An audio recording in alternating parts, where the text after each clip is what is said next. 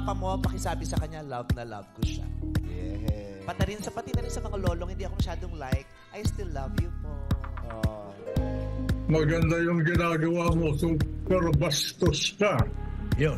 Bastos kang tao.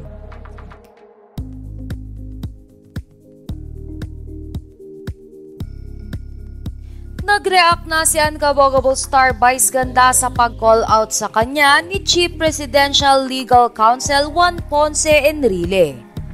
Nitong nagdaang araw nga ay nagbitaw ng maanghang na banat si Juan Ponce Enrile hinggil sa suspensyon na ipinataw ng MTRCB sa It's Showtime. Tirada ni Juan Ponce Enrile kay Vice Ganda, yung binigay na katangian mo sa iyong lipunan ay hindi mo na tinitignan ang kakulangan ng iba.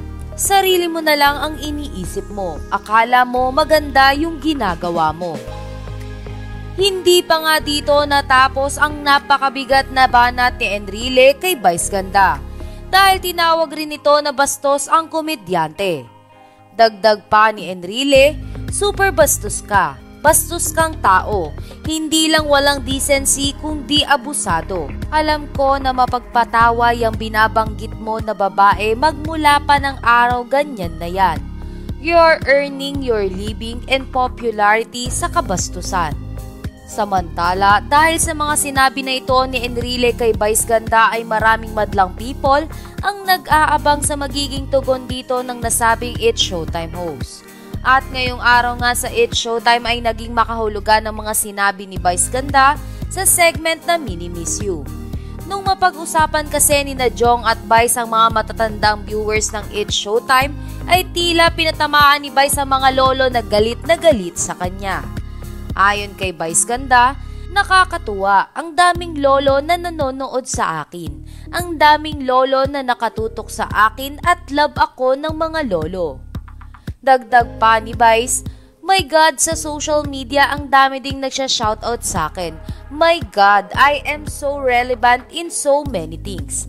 Lalong-lalo na yung mga lolo dyan na mahal ako. Maraming salamat po. I love lolos and lolas. Hindi pa nga dito natapos ang tila parinig ni Vice Ganda kay Enrile dahil bigla na lang ito naging seryoso habang nagsasalita.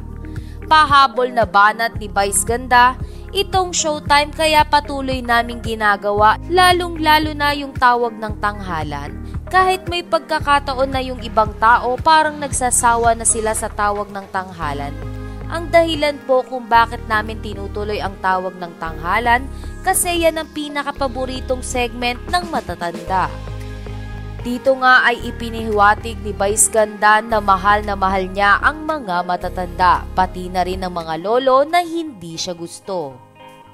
Sa kabilang banda ay labis na hinangaan ng madlang people ang naging pahayag na ito ni Vice Ganda sa It's Showtime. Anila ay makikita na kahit direkta siyang tinira ni Enrile ay makikita pa rin ang respeto ni Vice Ganda dito dahil mas nakakatanda ito sa kanya. Gayunpaman ay wala pang tugon si Enrile sa reaksyon ni Vice Ganda hinggil sa mga masasakit na sinabi nito sa komedyante. Papa mo, pakisabi sa kanya, love na love ko siya. Pati na rin sa mga lolong, hindi ako masyadong like, I still love you po.